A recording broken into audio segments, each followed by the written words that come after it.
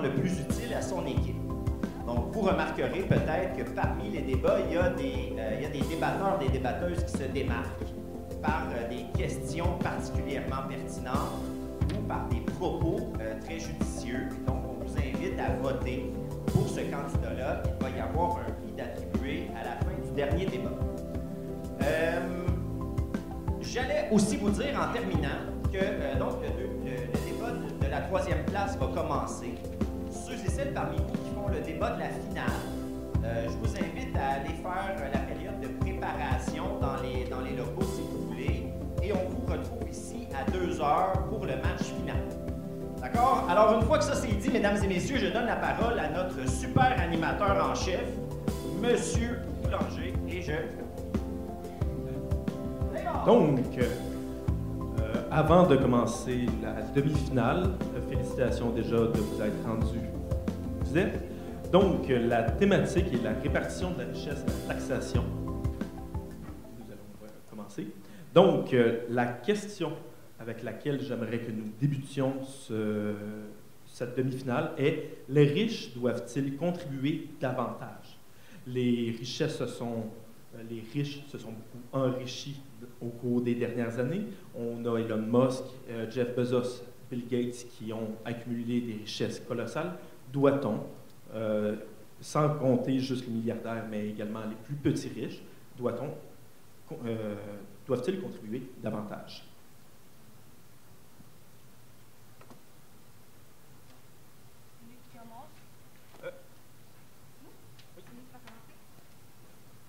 Parfait. Donc, je vais prendre la parole pour commencer. Donc, ce n'est pas un secret que les riches ont vraiment profité de la pandémie pour s'enrichir. Puis, pendant que ça s'est passé, beaucoup de pauvres sont juste devenus plus pauvres. Je vais commencer le débat avec une citation de Richard Freeman, un économiste de Harvard. Donc, le triomphe de la globalisation et le capitalisme de marché a amélioré la vie de milliards de gens, mais il a concentré les milliards entre peu de gens. Donc, cette citation va pas mal résumer nos arguments du débat. Donc, l'écart des richesses est beaucoup, beaucoup plus élevé et ça va aussi grandement désavantager les gens qui se retrouvent au bas de la chaîne alimentaire des richesses. À part de ça, le capitalisme va seulement enrichir les riches. Donc, c'est un système qui est pas mal construit pour rendre les riches plus riches. Je ne dis pas qu'il n'y a pas des personnes qui sont capables de se lever de la pauvreté, mais c'est très, très rare. Et mon dernier argument, c'est la richesse globale est très mal distribuée. Donc, seulement quelques pays, une petite concentration de pays, c'est eux qui vont détenir la plupart des richesses internationales. Donc, je vais commencer par ça. Là, je vais laisser mon équipe adverse de faire ses arguments d'introduction. Merci. La parole est à Solange.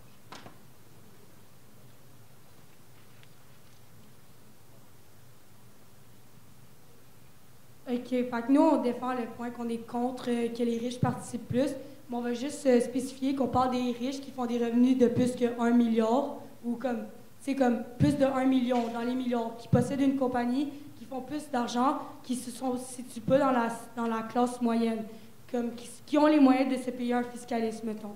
Donc, je vais commencer. Selon les bases déontologistes, tous devraient recevoir un salaire minimum garanti, peu importe son revenu.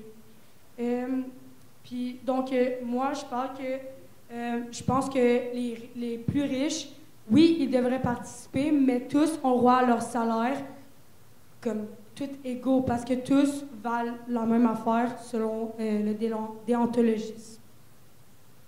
La parole à Chanel. Point d'ordre, Monsieur le Président. Oh. Je lis sur mon Oui. téléphone, on ne dépassera pas. Je regarde le partir, mais je lis sur mon téléphone. Donnez-moi.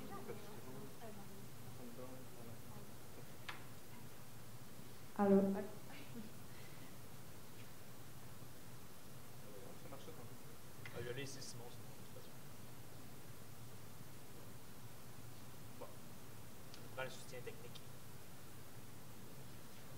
C'est pas grave, c'est beau quand Oui, même. non, désolé. Bon,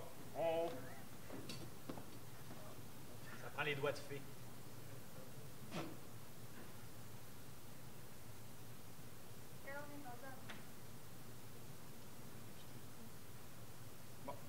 on laisse ça comme ça.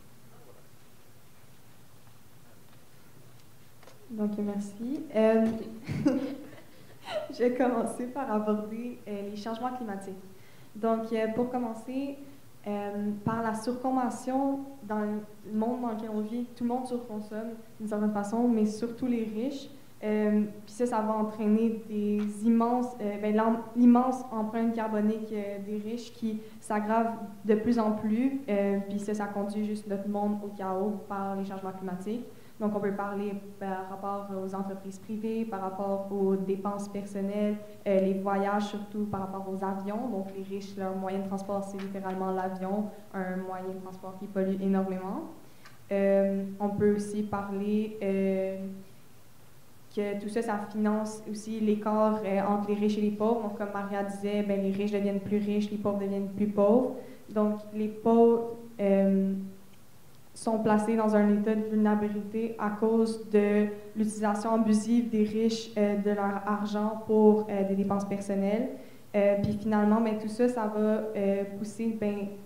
le questionnement à avoir, c'est vraiment, est-ce qu'on devrait laisser l'humanité s'en aller vers ce chaos-là? Est-ce qu'on devrait plutôt prioriser la survie de l'humanité en taxant ceux qui sont la principale cause des changements climatiques? Donc ça, c'est un super bon point à aborder par rapport à la taxation des riches. Solange. Donc, en gros, vous dites que les riches polluent plus. C'est peut-être vrai, mais je pense que le réchauffement climatique, c'est un combat de tous, de toute l'humanité, et que tout être émet des gaz à effet de serre et participe au réchauffement climatique. Donc, je pense que c'est quelque chose que tout le monde devrait participer à la taxation sur ce qui est du réchauffement climatique.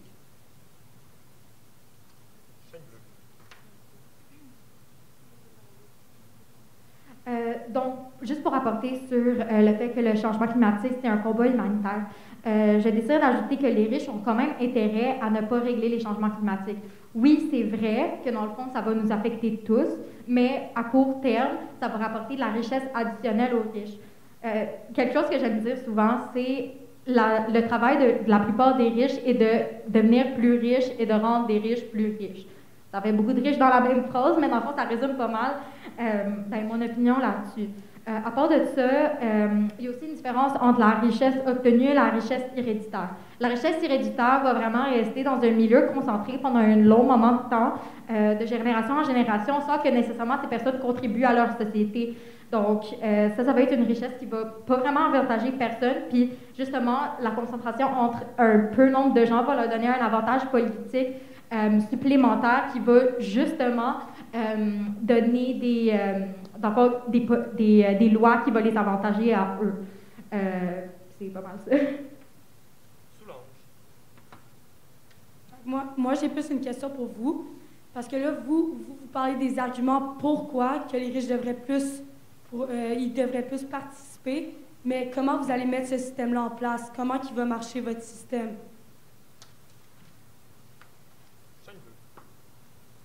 L'affaire, c'est qu'il y a déjà des systèmes en place, mais un gros problème des richesses en ce moment, c'est que c'est très facile de s'évader des taxes. Donc, on a les paradis fiscaux qui existent un peu partout dans le monde. Et justement, quand j'avais ajouté le point de la contribution politique, le fait que les riches contrôlent la politique, on appelle ça une plutocratie, fait en sorte que, dans le fond, c'est plus facile d'évader les taxes. Donc, le fait que beaucoup de personnes riches sont capables de mettre leur argent dans les paradis fiscaux, fait justement en sorte qu'on ne peut pas changer ça parce que c'est eux qui contrôlent la politique. Donc, qu'est-ce qu'on devrait faire? On devrait plus criminaliser ça, puis justement répartir les richesses comme ça. Les personnes qui ont plus de revenus n'ont pas autant de pouvoir, puis que dans le fond, tout le monde soit égal ou au moins un minimum.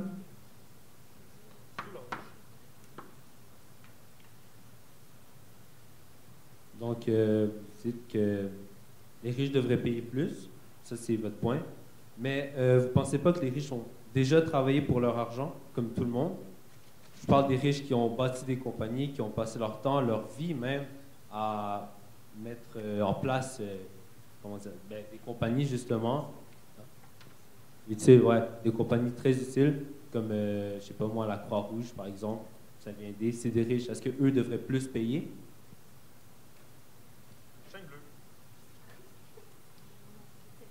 OK. Parfait. Donc, on en a déjà parlé. Il y a la richesse, la richesse héréditaire. Donc, ça, c'est en fait, admettons, mes parents, ils ont déjà beaucoup d'argent et ça me revient après. Donc, il n'y a pas un travail déjà fait. Donc, le but des riches, c'est d'exploiter le capitalisme et, en fait, la classe ouvrière. Donc, si on prend exemple avec, je ne sais pas moi, Jeff Bezos, oui, c'est lui qui a la compagnie et on peut dire qu'il travaille à un certain point, mais sans tous ses employés, il est rien. Tandis que les employés, eux, ils savent comment... c'est eux qui travaillent pour l'argent que lui a. Donc, il y a une différence à faire. C'est pas moi ça. Je peux y aller? Chaîne bleue. Solange. Je regardais. Fait que là, dans le fond, tu es en train de dire que l'hérédité, ouais, mais moi, je parle des revenus. Je parle d'une personne qui se fait des revenus par son propre bénéfice. Elle a travaillé pour son revenu. Donc, une personne qui a une compagnie, comme que tu mentionnes, puis qui est rien sans les personnes qui travaillent pour. Mais les personnes qui travaillent pour, la personne qui a la compagnie, elle est quand même, potentiellement, elle aide ces personnes-là parce qu'elle leur produit des emplois qui sont importants ici, mettons, comme au Québec. C'est mieux d'avoir plus de compagnies pour avoir le plus d'emplois possible, pour que plus de monde travaille possiblement, qui ramène ensuite des revenus importants avec les impôts au gouvernement. J'ai envie d'apporter une autre vision des choses. Donc, on parle du Québec. C'est vrai qu'ici, au Québec, les grandes compagnies ont engendré beaucoup de travail. Mais si on pense aux compagnies comme internationales, je vais prendre l'exemple de la marque Zara, la marque de vêtements, qui, dans le fond, va exploiter des gens dans des pays, justement, défavorisés pour garder leur coût de fabrication très bas. Donc, le problème avec, dans le fond, la classe d'élite, c'est que eux, ils ont l'avantage de garder la classe ouvrière à un bas revenu pour maximiser leur profit. Dans le fond, l'écart de richesse, qu'est-ce que ça va causer? C'est que ça va causer carrément un écart entre les pays, soit nord-américains ou européens, avec le reste du monde. Puis ces gens-là, ils vont continuer à rester riches, puis leurs richesses vont rester concentrées dans une petite partie du monde. Donc ça, c'est carrément... c'est pas éthique du tout. Puis, dans le fond, les zones qui ont été avantagées par le début de l'industrialisation dans les années 1800, dans le fond, c'est eux qui vont conserver les richesses pour vraiment longtemps. Je dis pas qu'il y a des pays qui sont sortis de ça, comme on a l'exemple de la Chine puis de l'Inde qui est en train de monter en ce moment, mais la plupart des pays qui sont pauvres le resteront parce que les pays industrialisés ont l'avantage de les garder pauvres. Si on vient au Québec, ou à beaucoup d'endroits dans le monde aussi, les pays comme, pas les pays, les entreprises comme Amazon payent quand même très bien leurs employés, même si c'est des étudiants. Comme par exemple, Amazon, c'est 17 $ de l'heure. Il y a beaucoup de personnes adultes qui font même pas ce salaire-là.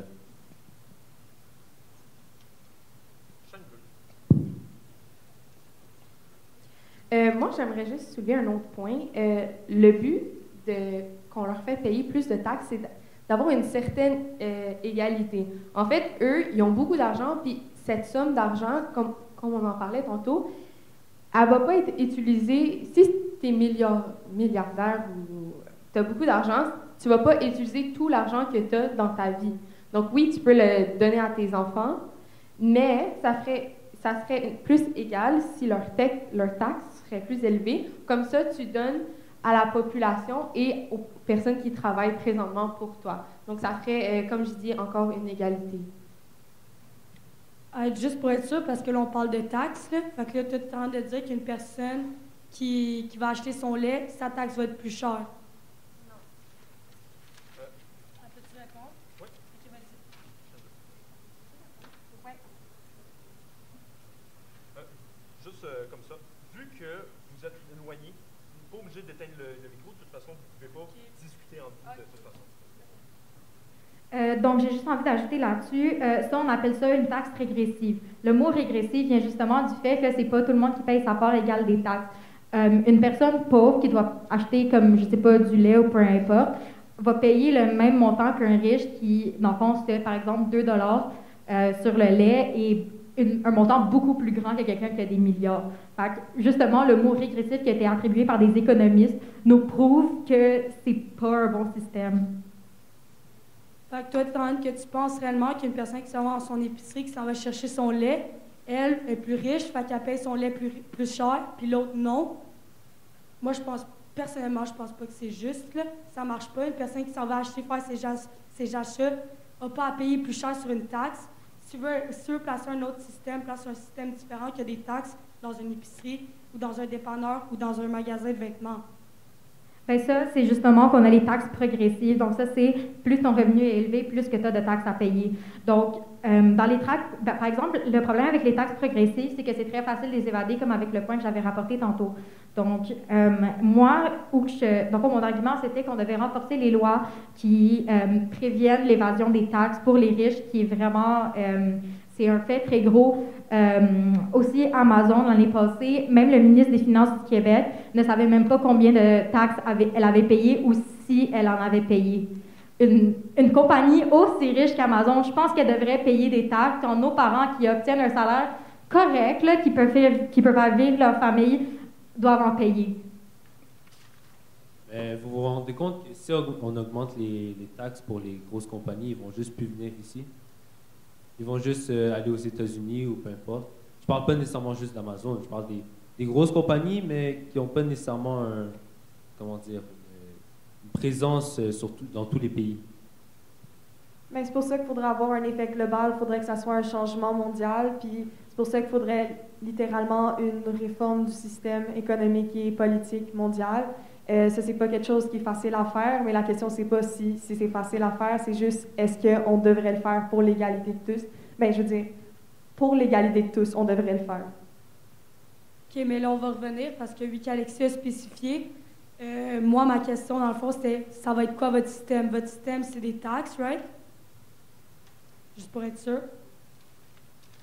La sorte de taxe que tu as parlé. Je tiens juste à souligner que la question, c'est les riches doivent-ils contribuer davantage et non comment doivent-ils contribuer? OK, mais moi, je te demande quand même une autre question. Bien, la réponse à cette question, c'est justement renforcer les lois qui préviennent les compagnies de payer plus de taxes.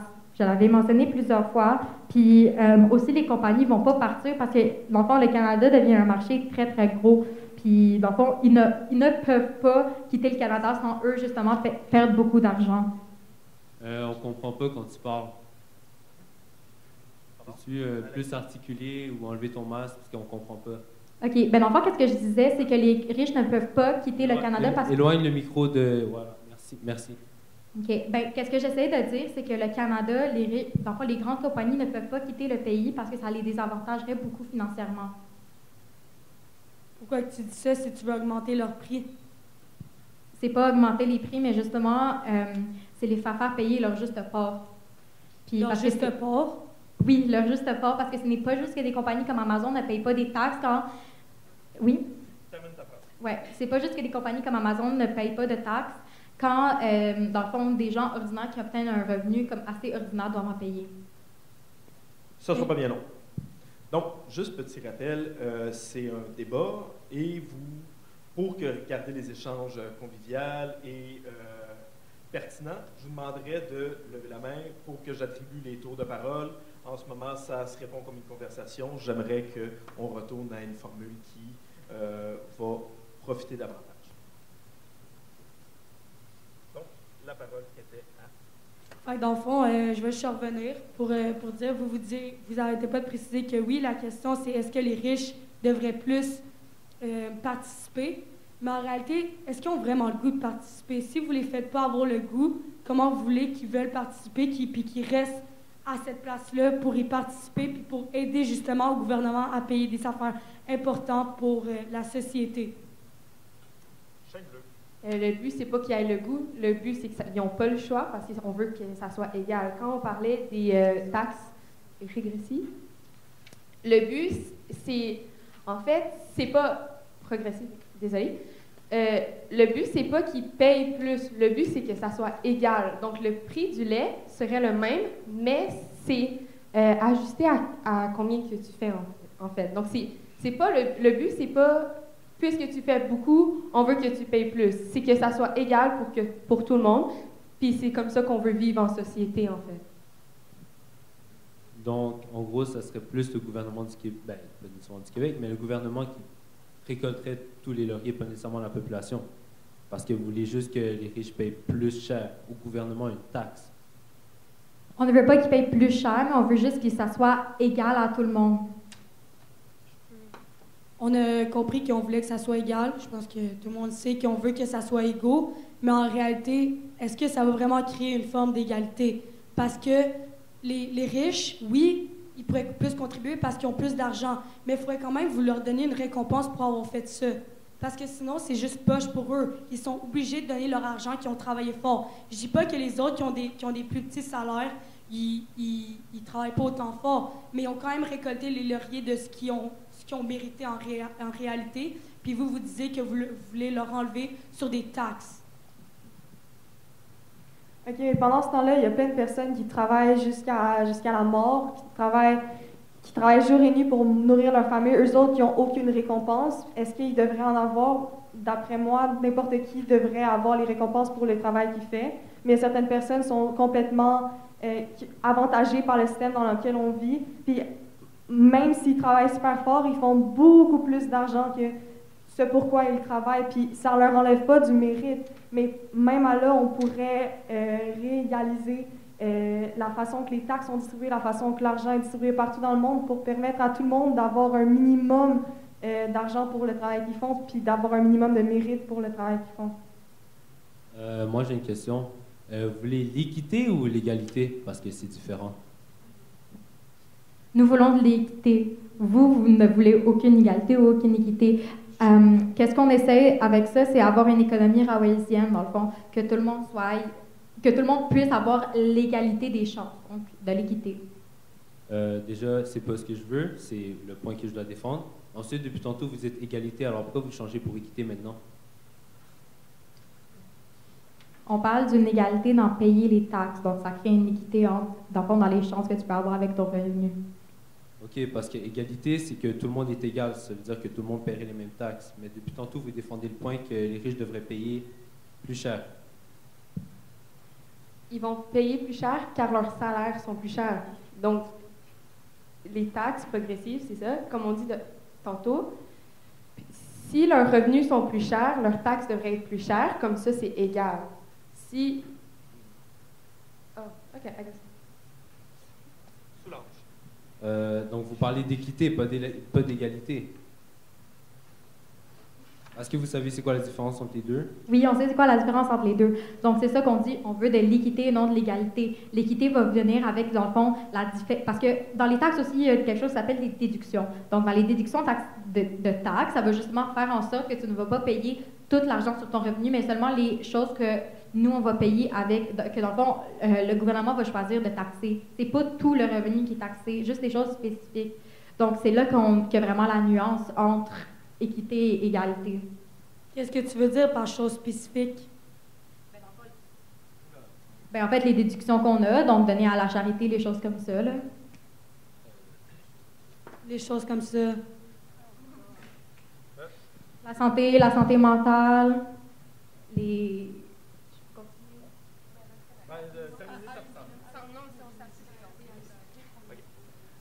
Donc, depuis tout à l'heure, vous essayez de répondre, est-ce que les riches doivent contribuer davantage au tissu culturel, économique, politique, social, etc. Et donc, vous avez des perspectives d'un bord comme de l'autre.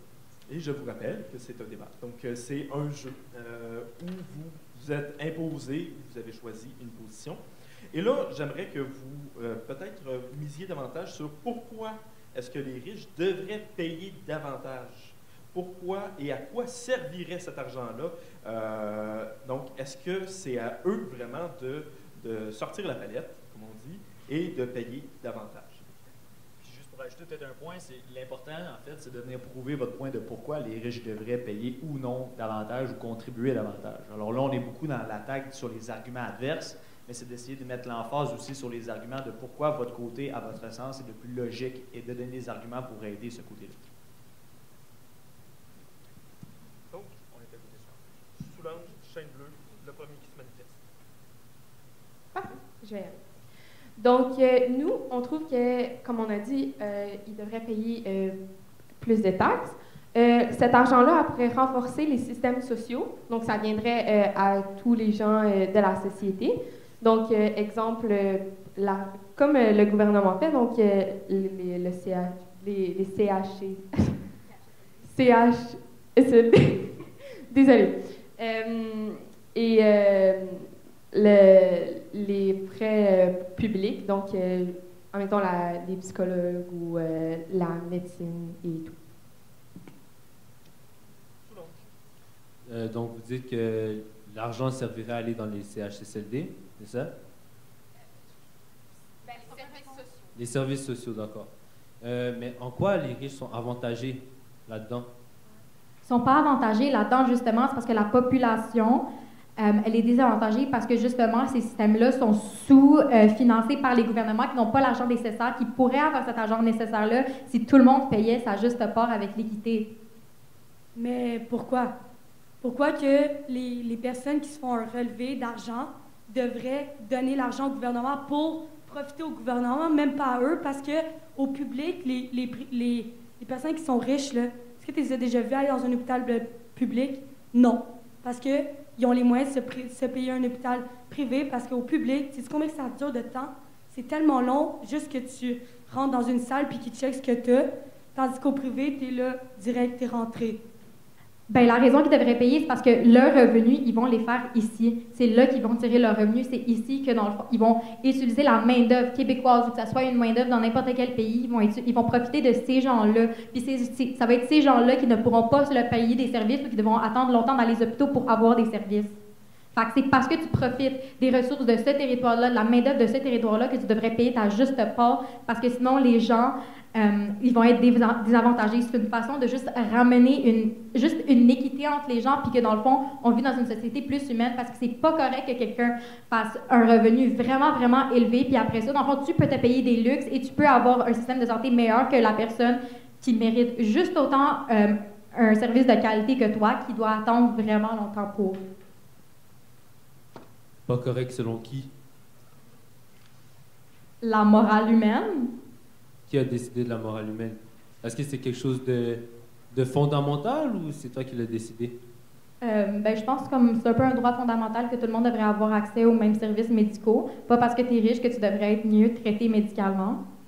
Alors pourquoi les hôpitaux privés existent?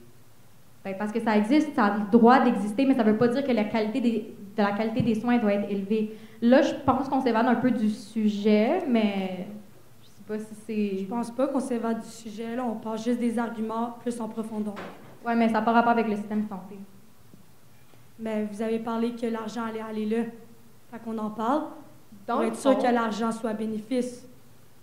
OK, dans le fond, juste en général, on veut que ça soit une façon de redonner aux gens. Donc, eux, ils utilisent les gens, utilisés dans un grand mot, là, je ne veux pas dire qu'ils les utilisent. Ben oui, mais en tout cas. Donc, les personnes, ils travaillent pour eux. Donc, c'est une façon de redonner. L'argent qu'ils vont donner, ça va revenir à eux. Donc, une façon dans leurs soins médicaux. Oui, il y a le privé. C'est sûr que ça doit exister, le privé, mais ça ne veut pas dire que, puisque ça existe, les soins qui sont publics doivent être mauvais pour que les publics, ça soit mieux. Là. On veut juste que ça soit égal, encore une fois. C'est pas ça que je disais, là. Je disais juste que les riches vont aller plus au privé, mais je dis pas qu'au privé, c'est mieux. Oui, c'est mieux parce que c'est moins long. Parce que, justement, il n'y en a pas beaucoup qui en ont les moyens de se le payer. Je parle au Québec, là. Mais admettons, peut-être qu'ailleurs, c'est vrai qu'il y en a peut-être plus comme aux States. C'est sûr que c'est beaucoup différent aux States parce que c'est pas un état de providence. Ici, oui. Donc, c'est une différence entre les deux. Mais ça reste que au privé, c'est pour les personnes qui sont riches. Donc, pourquoi ils iraient dans une place publique quand ils savent que ça va être long, à la place d'aller dans une place privée qu'ils vont se payer? Puis en plus, ils n'utilisent pas les personnes qui habitent ici pour se faire de l'argent.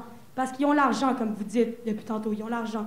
S'ils veulent, ils s'en vont ailleurs, puis ils utilisent d'autres personnes, là, puis ils utilisent d'autres main-d'œuvre, puis ils utilisent d'autres territoires. C'est tout. Fait que si vous ne voulez pas les convaincre à rester, ils ne vont pas rester. Bien, justement, c'est là qu'il y a un problème. Je vais revenir à la question initiale. L'Amérique du Nord et l'Europe ont moins de 20% de la population, mais ils ont le tiers des richesses mondiales. Donc, quand on a une statistique comme ça, ça paraît qu'il y a des pays qui vont avantager de la pauvreté de d'autres pays. Fait que là, quand on a des situations comme ça, on le sait qu'il n'y a pas vraiment de système de santé en Inde, on le sait qu'il n'y en a pas au Bangladesh, puis c'est ces gens-là qui en ont besoin. C'est pas nous. Nous, on est correct. Même si tu as à attendre, tu es quand même correct, tu ne vas pas mourir. Ces gens-là vont souvent mourir parce qu'ils n'ont pas les traitements nécessaires, ils n'ont pas les médicaments nécessaires, les choses comme ça. Donc, c'est dans des situations comme ça qu'il est vraiment important que les riches contribuent leur juste part. Quand on sait qu'il y a des sweatshops, dans le fond, pour qu'est-ce qu'on appelle le fast fashion dans les pays beaucoup plus désavantagés. C'est là que c'est important. C'est pas pour nous. Nous, on ne meurt pas. Ça, c'est des gens qui meurent, qui vivent vraiment dans la grosse misère, dans la famine, des choses comme ça. Puis les grosses entreprises vont en profiter pour justement produire des produits qui vont leur coûter moins cher, mais nous, dans le fond, pour nous les vendre à un prix élevé pour que leurs revenus soient élevés. C'est pas qu'ils ont travaillé fort, c'est juste qu'ils essaient de maximiser le plus possible leurs revenus. Déjà ici aussi, les gens meurent. Peut-être pas de la même façon, mais les gens meurent aussi ici. Ensuite, c'est pas la faute des riches si les personnes dans les pays plus pauvres meurent. Et comme tu disais tantôt, on n'est pas en train de parler du système de santé. Là. Je pense qu'on s'éloigne un peu du sujet. Mais dans le fond, ce que j'essaie de dire, c'est sûr qu'il y a des gens ici qui meurent, mais c'est pas à cause des problèmes institutionnels. Dans les pays qui sont plus pauvres, que justement, qui n'ont pas assez de revenus gouvernementaux pour contribuer des services sociaux à leur population, c'est là que ça devient problématique. Parce que ces gens-là, c'est pas nécessairement qu'ils meurent, mais leur qualité de vie est beaucoup moins élevée parce qu'ils ont moins de services sociaux qui vont les aider. C'est là que ça devient dangereux parce que, dans le fond, ils ne vont pas contribuer à l'économie locale qu'ils exploitent grandement. OK, mais on va revenir que les riches, c'est pas de leur faute. C'est pas de leur faute si les pauvres sont malades. Donc, la seule manière que ça serait de leur faute, c'est s'ils travaillent pour puis qu'ils se blessent. Ben, là, c'est accident du travail, fait que c'est payé. Fait que là, il y a une différence. J'ai pas fini. S'il te plaît. Merci. Fait que dans le fond, les riches ne devraient pas payer à cause que, justement, c'est pas de leur faute s'ils sont blessés. S'ils devraient payer, c'est parce qu'il y aurait une récompense en retour. Ben, en fait, je pense pas que tout dans la vie devrait être capitalisé. Je pense pas que tu devrais payer pour nécessairement, t'attendre à quelque chose en retour. Puis ça vient aussi, dans le fond, tu dis que c'est pas de leur faute, mais en fait, oui, c'est de leur faute parce que c'est à cause de ça que les gouvernements n'ont pas de revenus. C'est justement à cause, dans le fond, des grandes compagnies multinationales qui ne contribuent pas à l'économie locale que les gouvernements ne peuvent pas contribuer à des services sociaux. C'est ça la problématique. Pour revenir à tantôt, tu disais que les grandes compagnies exploitaient les personnes. Tu parlais du Québec, tu as mentionné le Québec, ça je ne l'invente pas. Au Québec, par exemple, si on parle d'Amazon, les gens, ils payent 17 $ de l'heure. Ça, je pense pas que c'est de l'exploitation. OK. Tantôt, tu parlais de la récompense que les riches n'auraient pas.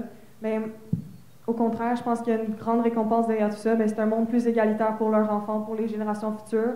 C'est une terre qui est habitable en contribuant pour les changements climatiques. C'est juste un monde dans lequel on souhaite vivre. Puis je pense que n'importe qui souhaiterait ça à la fin, un monde plus équitable où tu sais que la personne que tu rencontres sur la rue n'est pas en train de mourir pendant que toi, tu peux prendre un jet pour aller dans je sais pas trop quel pays puis continuer à exploiter sa population qui reçoit comme 1 cent à l'heure pour un travail bien plus l'enfer que ce que lui tu fais. Je veux dire, il faut visualiser l'ensemble de la situation partout dans le monde, pas juste au Québec, où il y a des multinationales qui exploitent complètement des populations jusqu'à la mort des enfants qui abusent. Puis c'est pour ces genres de personnes-là, mais aussi pour les prochains jeunes, pour nos propres enfants, qu'on veut pas qu'ils vivent ce genre de situation-là, qu'ils sachent que leurs parents ont contribué à ce monde-là dans lequel ils vivent, que tu veux que les riches, que ceux qui ont la chance de prendre un avion dans leur vie, que ceux qui ont la chance d'avoir un toit sur leur tête, que ceux qui peuvent donner de la nourriture à leurs enfants soient capables de dire « OK, ben moi, j'ai aidé pour que la famille qui vit au Yémen soit aussi capable de manger, puis que les parents soient capables de dire à leurs enfants, qu'ils vont être aussi capables de donner de la nourriture à leurs enfants, que, je veux dire, tu veux souhaiter que tes enfants ne soient pas pris dans le remords, dans les situations dans lesquelles ils vivent, tu veux être capable d'être en paix. » Tantôt, tu as dit on n'a pas envie que quelqu'un soit en train de mourir sur le côté pendant que les riches prennent leur jet privé. Est-ce que je me trompe? C'est bien ce que tu as dit? Oui, c'est ce que tu as dit. En ce moment, il y a plein de gens qui sont en train de mourir, peu importe la façon que ce soit, partout dans le monde. Puis on est en train de faire un débat dans une école secondaire. Je ne vois pas c'est quoi le rapport entre le fait de prendre un jet privé et quelqu'un qui meurt à côté. Peux-tu expliquer le lien ou... Je vois comme pas vraiment la validité de cet argument-là parce que À un certain point, c'est sûr qu'il faut continuer à vivre, oui. Donc, des jeunes qui développent leur intellectuel dans un débat à Soulanges, je veux dire, oui, OK, on n'est pas en train de sauver la vie d'un petit garçon au Yémen, mais je pense qu'on fait quand même quelque chose d'important, puis qu'il y a quand même de la validité à ce qu'on fait. Mais même à là, on peut quand même remarquer qu'il y a des gens qui abusent complètement de la liberté qu'ils ont due à leur argent, puis dû au système dans lequel on vit, qui les favorise complètement, dû au capitalisme ou à tout ce genre de système-là. Puis c'est à ce moment-là qu'il faut comme réaliser l'absurdité qu'il y a quand tu vois vraiment des gens abuser de tout ça, qui surconsomment complètement, qui exploitent les gens, qui vont juste comme passer leur vie dans le luxe à cause de l'hérédité. Puis, je veux dire, là, tu peux dire, OK, il y a peut-être une limite. Mais quand on parle d'un débat à une école secondaire, je pense que ça, on peut relativiser, là. Dans le fond, moi, je veux juste dire que les riches, ouais, ça se peut. Ils sont peut-être dans l'abus des fois, mais les pauvres aussi. Ici, là, comment que ça marche, là, est-ce que tu as déjà vu un slip de paye?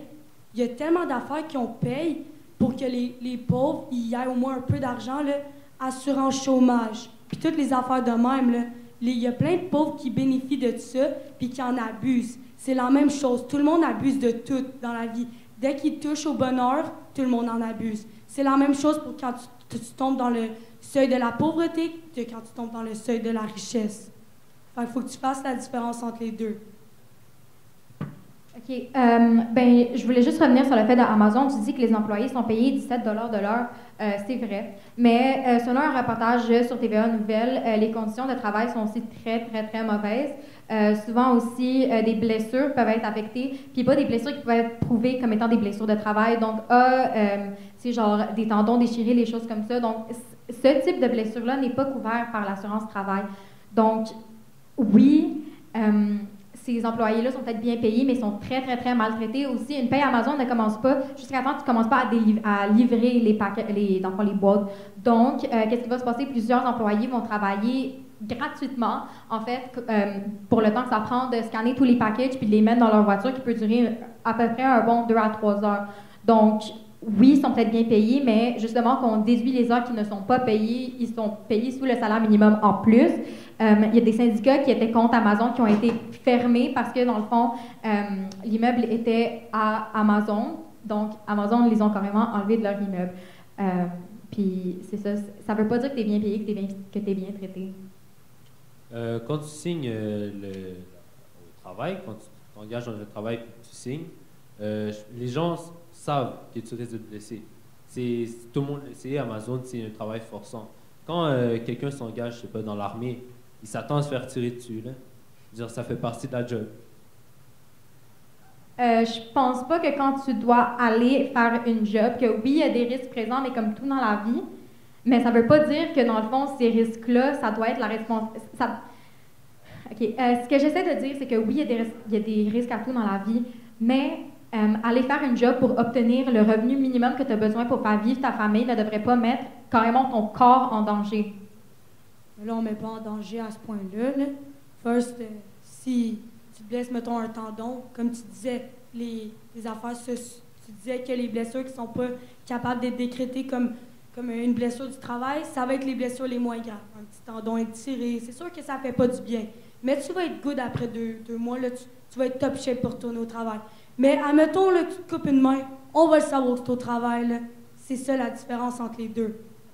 Une blessure peut affecter chaque personne différemment. Peut-être que dans le fond, tu es blessé pendant 2 mois, puis ça te fait mal, puis whatever, mais pendant ces 2 mois-là, tu ne peux pas aller travailler, donc tu vas perdre ton revenu.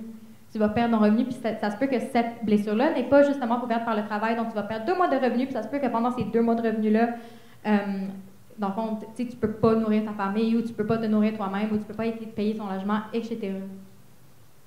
Un tendon, tu n'es pas vraiment assis chez vous pendant 2 mois. Tu es peut-être une semaine en arrêt de travail, puis c'est pas ce qui va faire te mettre en faillite, là.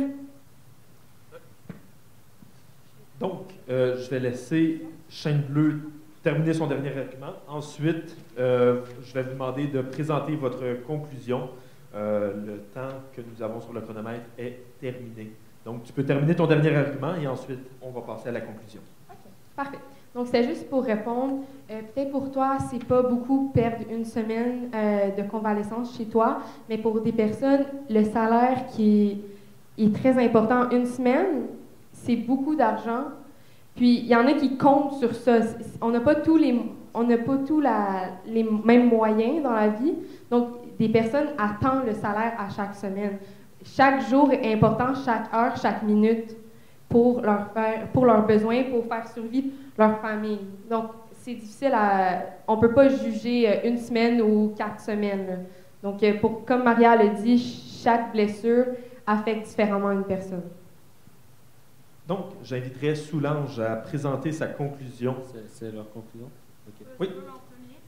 Ah? Non, c'est vous qui avez la possibilité de terminer la conclusion. D'accord. Donc, pour dire, les riches, en général, je ne parle pas de ceux qui ont hérité de richesse. Je parle de ceux qui ont fondé leur propre compagnie, qui ont travaillé toute leur vie et qui ont fait des efforts pour avoir de l'argent, pour des sacrifices, pour avoir ce qu'ils voulaient. Écoutez, moi, je ne suis pas un professionnel là-dedans, mais je pense que si eux, ils ont réussi à partir des compagnies, les pauvres ici sont capables de partir des compagnies, ça peut seulement partir d'une simple idée et aller jusqu'à un gros business. OK, fait que je désire conclure ce débat avec une citation de l'économiste Adam Smith, qui, dans le fond, il est souvent considéré comme étant le père de l'économisme, puis il a dit cette citation-là. « Aucune société ne peut fleurir ou être heureuse dans un monde où la grande majorité est pauvre. » Ça, je pense, ça résume pas mal qu'est-ce qu'on a dit aujourd'hui. Pas tout le monde a le même privilège de se partir une entreprise puis de partir de zéro. Souvent, quand on est né dans la pauvreté, c'est là que tu vas rester pour le reste de ta vie. Est-ce que tu peux en sortir un peu? C'est possible.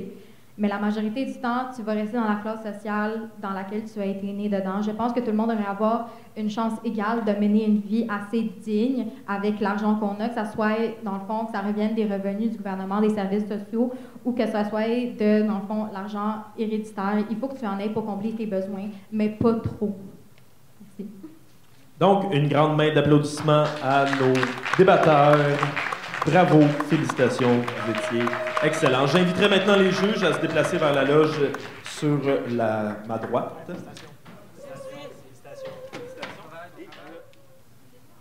Oui. Écoutez, nous tenons à féliciter les deux équipes. On a beaucoup apprécié l'activité, beaucoup apprécié la rigueur et la quantité d'idées qui a été mentionnée. Quand même, un débat de 40 minutes. Il y avait beaucoup d'éléments relevés. Félicitations, c'était vraiment de la bonne préparation.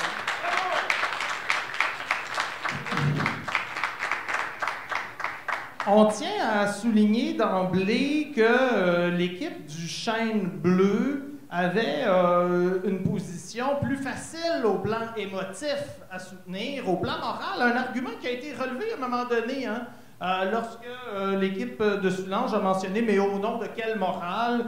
l'équipe du Chêne Bleu a répondu « ben, au nom de la morale humaine ». C'est peut-être, hein, en posant la question, est-ce qu'on doit augmenter les taxes, les impôts sur les riches, c'est peut-être un préjugé émotif qu'on a chacun d'entre nous de dire, ben oui, au nom de la morale, au nom de l'égalité, les riches devraient être plus taxés et on devrait mieux répartir la richesse, comme si on avait un Robin des Bois là, à l'intérieur de notre sensibilité. Et donc, de ce point de vue-là, il y avait quand même, au plan argumentatif, au plan de la sensibilité, mettons, il y avait un avantage du Chêne Bleu, un avantage que Soulange a pu... c'est bien défendu, parce que c'était une position plus difficile. Il y avait un désavantage, là, en langage de hockey, là, on dirait un désavantage numérique, et puis vous étiez deux en plus.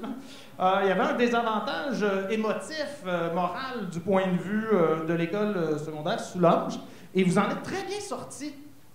Les juges ont vraiment apprécié la qualité des questions qui ont été posées par Soulange, des questions qui étaient très rigoureuses, OK? Puis vous étiez là, du tac au tac en plus, vous étiez bien préparés. Des questions qui auraient peut-être pu être plus emballées, parce que la question de fond, c'était qu'est-ce qui prouve qu'en augmentant les taxes, les impôts, ça va donner quelque chose de mieux que la situation actuelle. Et donc, si constamment vous étiez en train de remettre les autres sur cette question-là, ça aurait pu mériter plus de développement. Ceci dit, les questions étaient très rigoureuses, elles étaient très bien posées, et vous étiez bien préparés en ce sens-là. Voilà. Au final, donc, c'est difficile de trancher. Je ne sais pas si je manque un élément avant d'arriver à la conclusion. Ça va? C'est difficile de trancher. Et ce qui nous a fait pencher, on est revenu sur les critères du document qui nous a été présenté sur la rigueur, l'éloquence et le travail d'équipe. Eh bien, au final, la balance joue du côté de Chaîne Bleue. Parce qu'il y a eu une enveloppe d'éloquence un peu plus d'une meilleure qualité. Voilà, ce qui n'enlève pas la rigueur du côté de Soulanges et la qualité du travail d'équipe. On a trouvé que c'était égal du point de vue de l'éloquence. Donc, c'est ça qui fait la différence, ce qui n'enlève pas la qualité de travail des deux équipes.